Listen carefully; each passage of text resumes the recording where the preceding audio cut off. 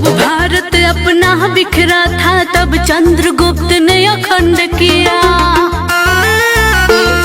फिर अपनी कलम के दम पे उसे भीमराव ने बुलंद किया। जब भारत अपना बिखरा था तब चंद्रगुप्त ने अखंड किया, फिर अपनी कलम के दम पे उसे भीमराव ने बुलंद किया। उस देश के कुर्सी पे अब तो ऐसा ठग है बैठा, उस देश के कुर्सी पे अब तो ऐसा ठग है बैठा, जो देश को ऐसे बेच रहा कि नाम पड़ा विक्रेता। वो चाय बेचते बेचते अब बन गया देश विक्रेता। आया देश विक्रेता, देखो आया देश विक्रेता, आया देश विक्रेता, देखो आया देश विक्रेता।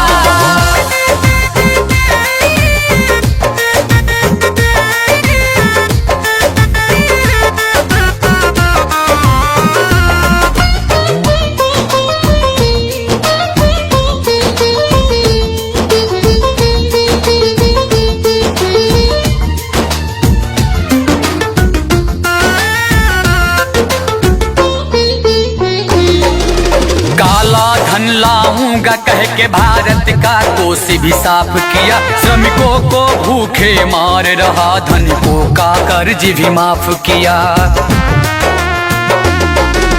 काला धन लाऊंगा कह के भारत का कोष भी साफ किया, श्रमिकों को भूखे मार रहा, धनिकों का कर्ज भी माफ किया, धनिकों का कर्ज भी माफ किया, धनिकों का कर्ज भी माफ किया।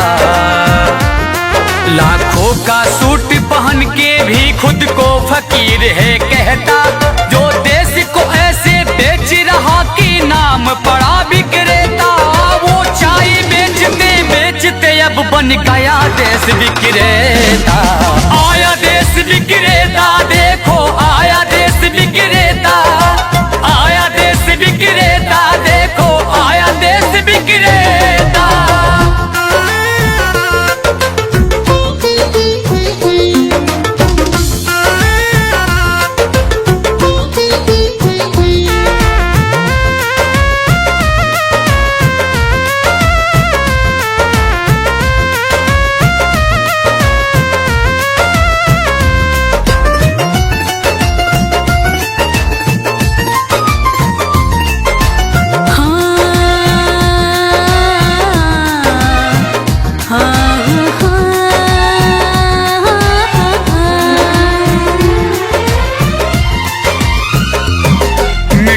तो उसके जूते का कैसा है स्वाद बताती है, जब जब चुनाव हो तब उसको माँ की याद आती है।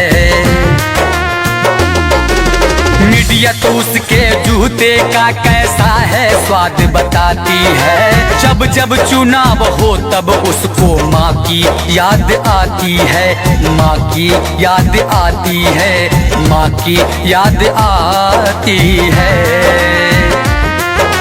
किसी का संग दिल पति है तो वो किसी का मतलबी बेटा, जो देश को ऐसे बेच रहा कि नाम पड़ा विक्रेता। वो चाय बेचते बेचते अब बन गया देश विक्रेता।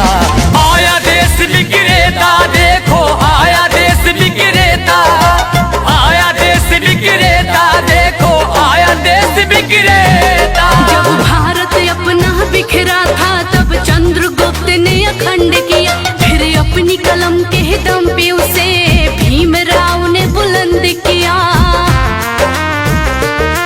उस देश के कुर्सी पे अब तो ऐसा ठग है बैठा, उस देश के कुर्सी पे अब तो ऐसा ठग है बैठा, जो देश को ऐसे बेच रहा कि नाम पड़ा विक्रेता। वो चाय बेचते बेचते अब बन गया